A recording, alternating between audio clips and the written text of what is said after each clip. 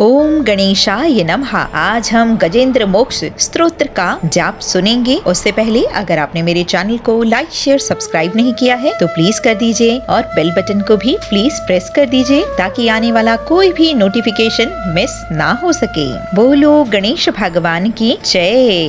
विभिन्न मंत्रों और स्तोत्रों के जाप से घर में सुख शांति तो आती है, लेकिन कई समस्याओं से छुटकारा भी मिलता है। मंत्रों का जाप वास्तव में मस्तिष्क को शांति प्रदान करता है और कई पापों से मुक्ति दिलाकर मनोकामनाओं की पूर्ति भी करता है।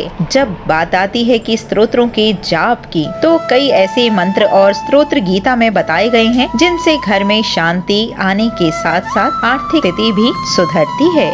ऐसे ही स्तोत्रों में है गजेंद्र मोक्ष स्तोत्र, जिसका प्रतिदिन जाप करने से बड़े कर्ज से मुक्ति प्राप्त होती है। तो पुराणों के अनुसार इस स्तोत्र का जाप करने से व्यक्ति कर्जे से मुक्त हो जाता है और साथ ही किसी भी संकट से मुक्ति प्राप्त होती है। हिंदू धर्म के प्रथम ग्रंथ श्रीमद् भगवद गीता के दूसरे, तीसरे और चौथे अध्याय में गजेंद्र स्तोत्र का वर्णन आता है। इसमें कुल 33 श्लोक दिए गए हैं। इस स्तोत्र में हाथी और मगरमच्छ के बारे में जो उनके बीच युद्ध हुआ था उसका वर्णन मिलता है।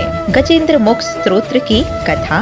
इस स्तोत्र में एक हाथी और मगरमच्छ की कहानी है। एक हाथी अपने परिवार के साथ जंगल में घूम रहा था और जब उसे प्यास लगती है तो वो सरोवर के किनारे पानी पीने पहुंच जाता है। सरोवर में कमल के फूल देखकर हाथी जल क्रीड़ा करने पहुंच जाता है। इतने में एक मगरमच्छ उस हाथी का पैर पकड़ लेता है और छोड़ता नहीं है। हाथी के सभी परिवार वाले उसे बाहर निकालने की कोशिश करते हैं और अंत में वहीं छोड़कर चले जाते हैं। हाथी बाहर आने की कोशिश करता है, लेकिन मगरमच्छ उसका पैर नहीं छोड़ता है। जब हाथी पूरी तरह डूबने लगता है तब उसने श्री हरि विष्णु को पुकारा और उनकी जो स्तुति की है वही गजेंद्र मोक्ष स्तोत्र के नाम से जानी जाती है। इस स्तोत्र को सुनकर भगवान विष्णु वहां आए और गज की रक्षा की। तभी से ये स्तोत्र सभी तरह के संकटों से मुक्ति के मार्ग को दिखाता है। बोलो लक्ष्मी नारायण भगवान की। अब ये नाथ कैसे गज को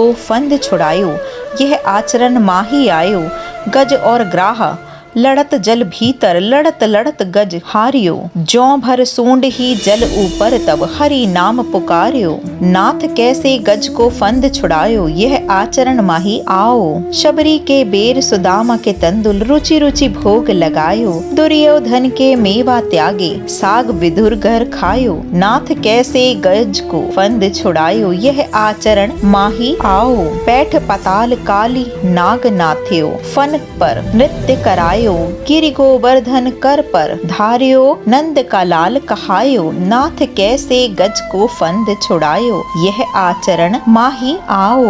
असुर बकासुर मारियो, दबानल पान करायो। खम्ब फाड़ हिरण्याकुश मारियो, नरसिंह नाम धरायो। नाथ कैसे गज को फंद छुड़ायो, यह आचरण माही आओ। अजामिल गज गणिका तारी, द्रौपदी चीर बढ़ायो। पय पान करत पूतना मारी, कुब्जा रूप बनायो। नाथ कैसे गज को फंद छुड़ायो, यह आचरण माही आओ। कौरव पांडव युद्ध रचायो, कौरव मार हटायो। दुर्योधन का मन घटायो, मोहि भरोसा आयो। नाथ कैसे गज को फंद छुड़ायो, यह आचरण माही आओ। सब सखियां मिल बंधन बांधियो, रेशम गांठ बंधायो। छूटे नाही राधा का संग, कैसे गोवर्धन उठायो। नाथ कैसे गज को फंद छुड़ायो, यह आचरण माही आओ। योगी जाको ध्यान धरत है, ध्यान से भजी आओ। सूर्य शाम तुम्हारी मिलन को, जसोदा धेनु चरायो।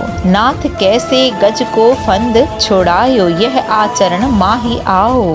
गजेंद्र मोक्ष स्तोत्र जप के लाभ। कर्ज से मुक्ति के लिए यदि गजेंद्र मोक्ष का पाठ नियमित रूप से ब्रह्म मुहूर्त में किया जाता है तो किसी बड़े से बड़े भी कर्ज से मुक्ति प्राप्त की जा सकती है। मान्यता यह है कि कर्ज से मुक्ति प्राप्त करने के लिए सबसे बड़ा उपाय इस स्तोत्र का पाठ करना है। यह ऐसा अमोघ उपाय है जिससे बड़े से बड़ा कर्ज भी शीघ्र उतर जाता है। संकटों से मुक्ति। कहा जाता है कि गजेंद्र मोक्ष का पाठ किसी भी बड़ी से बड़ी बाधा से बाहर निकलने में मदद करता है। ऐसा माना जाता है कि यदि व्यक्ति इस स्तोत्र का पाठ करता है तो स्वयं भगवान विष्णु उसकी बाधाओं को हर लेते देते हैं और उनके लिए कठिन से कठिन काम भी आसान हो जाते हैं। लड़ाई झगड़ों से मुक्ति। यदि पति पत्नी के बीच लड़ाइयाँ होती हैं, तब भी इस स्तोत्र का पाठ अत्यंत फलदायी होता है। इस स्तोत्र के पाठ से बड़ी लड़ाइयों से भी छुटकारा पाया जा सकता है। पितरों की मुक्ति का मार्ग। इस स्तोत्र का पाठ पितरों की मुक्ति का मार्ग प्रशस्त करती है। ऐसा माना जाता है कि इस स्तोत्र का पाठ करने से पितरों की आत्मा को शांति मिलती है और उनके स्वर्ग का मार्ग प्रशस्त होता है। इस स्तोत्र के जाप को